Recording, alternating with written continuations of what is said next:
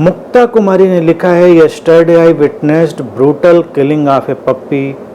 The violence triggered a wrenching in my heart area and weakness in the body. It lasted for around 9 hours then dissipated slowly. मुक्ता कहती हैं कि कल उन्होंने एक कुत्ते के बच्चे की बड़ी निर्मम हत्या देखी और वो जो हिंसा का दृश्य था उसने उनके हृदय को निचोड़ के रख दिया और शरीर में एक जैसे कमजोरी तारी हो गई और ये 9 घंटे तक बना रहा, फिर धीरे धीरे खो गया.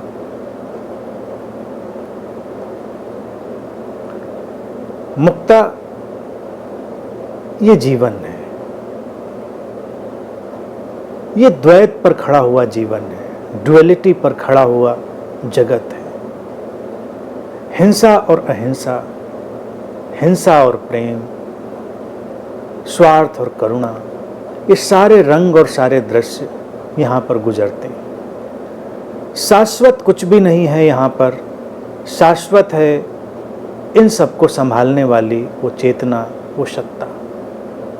तुम्हें भी वो कष्ट हुआ, परेशानी हुई, लेकिन फिर धीरे धीरे आखिर में चली ही गई ना. कुछ भी यहाँ स्थायी रूप से टिकने वाला नहीं, और चली गई तो ठीक है. प्रश्न ये उठता है कि तुम क्या करो जब ऐसा हो. तो मेरा कहना है कि तुम्हारे शरीर, मन, बुद्धि, हृदय की जो क्षमता, संभावना, भावना हो, करने की गुंजाइश हो, व्यावहारिकता हो, वो करो, उसको होने दो. बाकी बातों की चिंता मत करो.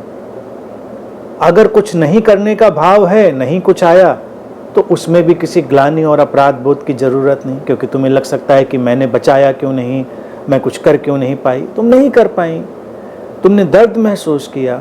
और दुनिया में एक इंसान भी जब कहीं कोई पीड़ा महसूस करता है तो वो संसार को थोड़ा कम पीड़ा वाला बनाने में अपना योगदान देता है. क्योंकि तुम्हारे हृदय ने संवेदना महसूस करी तो आगे कुछ और बेहतर होगा, आगे कुछ और सुंदर होगा,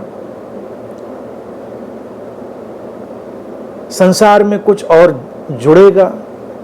इस चीज़ को समझना चाहिए. अब जैसे तुमने ये कुत्ते के बच्चे की बात करी, पपी की बात करी, ऐसे ही अभी देखे एलिफेंट वाला घटनाक्रम हुआ था. फिर उसी तर्ज पर किसी ने एक्सप्लोसिव्स गायों को खिला दिए. ये तो चलता रहता है ना. जैसे इतना शोरगुल मचा तो लोगों को लगा क्या सुधर जाएंगे लोग. तमाम शरीर मन ऐसे हैं जो इस वायलेंस के लिए डिजाइंड हैं, उनके माध्यम से वायलेंस होता रहता है.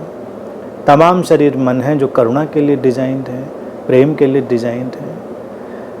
ये एक अंतर्द्वंद है, ये एक संघर्ष है.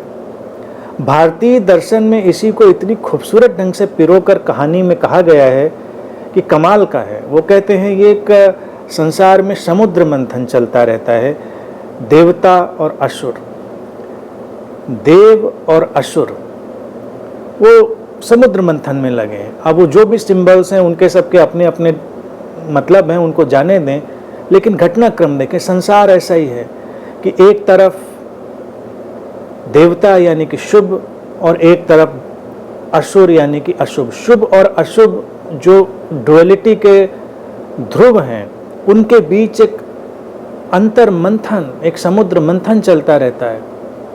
दोनों ही सहभागी हैं उसमें, एक का काम नहीं. और फिर भारतीय पौराणिक मिथक इतने खूबसूरत ढंग से चीज़ों को रखता है.